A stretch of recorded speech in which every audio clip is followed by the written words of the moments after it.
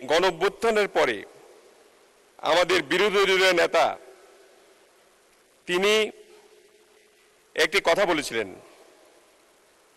এই গণঅভ্যুত্থানের পরে আমাদের সাথে তিনি বলেছিলেন এই আন্দোলনের সম্পর্কে, আমাদের সাথে এই আন্দোলনের প্রধান নায়ক, আমি তাকে বিশেষভাবে ধন্যবাদ জানাচ্ছি, জনাব তারেক রহমান আজকে সংযুক্ত হয়েছেন।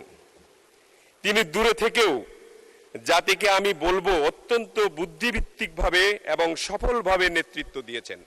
অর্থাৎ তিনি নেতৃত্ব দিয়ে গণ অভ্যুত্থানটাকে সফল করে আজকে আমরা এই জায়গায় এসেছি ইনশাআল্লাহ। বিরোধী দলের নেতা বলুন। ধন্যবাদ জনাব রশিদুজ্জামান মিল্লাত সাহেবকে, উনি আমার একটা বক্তব্যের উদ্ধৃতি দিয়েছেন। হ্যাঁ, আমিও বক্তব্য রেখেছি, কিন্তু সময়টা আপনি সঠিকভাবে বলেননি।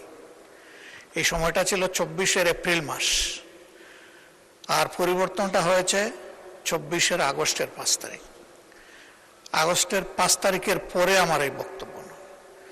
ওই সময় যাদের নেতৃত্বে এই অভ্যুত্থান সফল হয়েছে, আমার মনে হয় আমরা সবাই অন্তর থেকে তাদেরকে সম্মান করি, ভালোবাসি। তাদের এই জায়গাটা ঠিক রাখতে হবে। এমনকি ডক্টর ইউনূস আমেরিকায় গিয়ে একজনকে তিনি মাস্টার মাইন্ড বলেছিলেন। আমি সেই ব্যক্তি প্রথমে প্রতিবাদ করে বলেছি, এই আন্দোলনের একক কোনো মাস্টার মাইন্ড আমরা মানি না। আমাদের যুব সমাজকে এর কৃতিত্ব দিতে চাই, আর মাস্টার মাইন্ড হচ্ছে বাংলাদেশের 18 কোটি মানুষ। ধন্যবাদ আপনাকে।